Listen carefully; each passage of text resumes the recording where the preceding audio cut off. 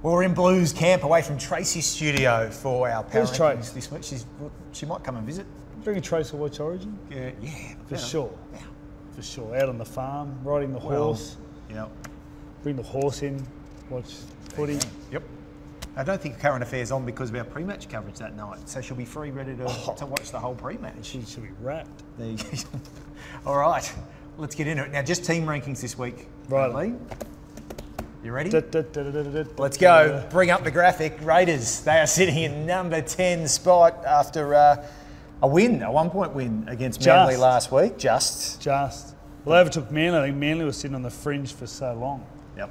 So they had a couple of big games, Manly. They beat Melbourne and Brisbane. And the mighty Raiders, they sort of lost their way in the back halfway through the second half. They just started dropping the ball, but then all of a sudden things just clicked into gear. And although their halves were great, and obviously the ugliest field goal I think I've ever seen, Aiden Caesars. Was ugly, but went over. Effective, ugly and effective. Yep. And see Ricky just dancing around the sideline. Yeah, he loves it. He loves it. It's Canberra, number 10. Well done, getting into Brad's top 10 power rankings, and just above them, staying in 9th spot, the Tigers, after a win that they needed against the Doggies on Sunday. Yeah, weren't fantastic, but got it done. I'll take that. The Broncos, sitting in 8th, still there, haven't moved.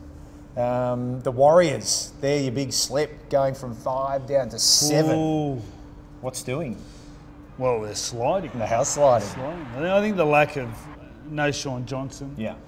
So I think, when I look at their team, it's not the team, there's not many veterans there at the moment. Yep. So they actually need a little bit of stability. Having Sean at back would be good. Okay.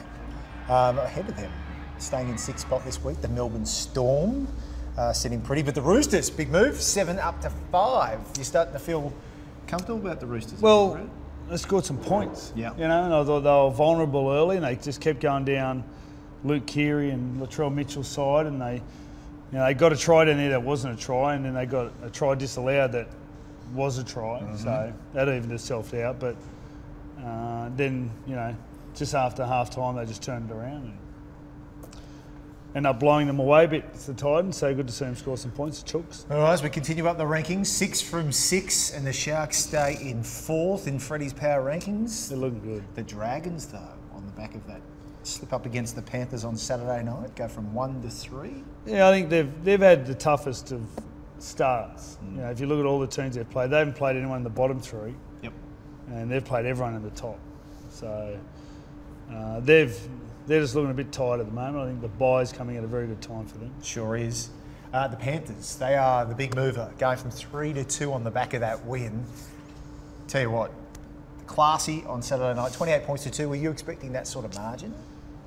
No, I wasn't expecting that margin, but it was when you were out there, because I went to the game, and it was an awesome atmosphere. It was fantastic seeing one of those grounds full of people, and the fireworks are going off, and there's a lot happening, and everyone's in a really good mood. But you can just tell the Dragons, once they fatigued and once Penrith actually started to score some points, they were going to open up. And it takes quality to expose that, and that's what it was.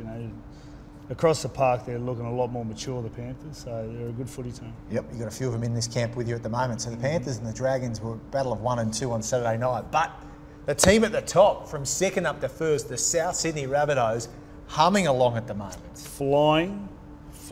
Just ran over the top of the Warriors. Not only the Burgess boys are making a big difference. Obviously, Damien Cook and the way he's playing is helping them out. But like John Sutton, Sutton's just looking refreshed and young.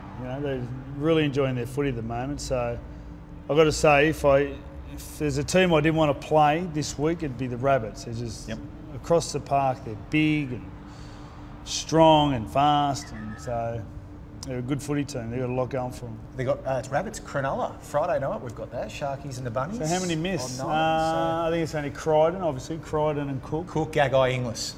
So there you go. Gagai Inglis. A couple of Queenslanders in there as well. But the Sharks, for them, they've dodged a few on the Origin front this year. So and they got Wade Graham back in the team. So look out. Yeah, the Tongan thing going on, and there's a few retired like Gal. And I think they've had some big injuries for a big start of the season, like Wade Graham, Josh Dugan's been out for a long time. So, they're a serious footy team, the Sharks. Love your work. Your power rankings, Bradley. Bang.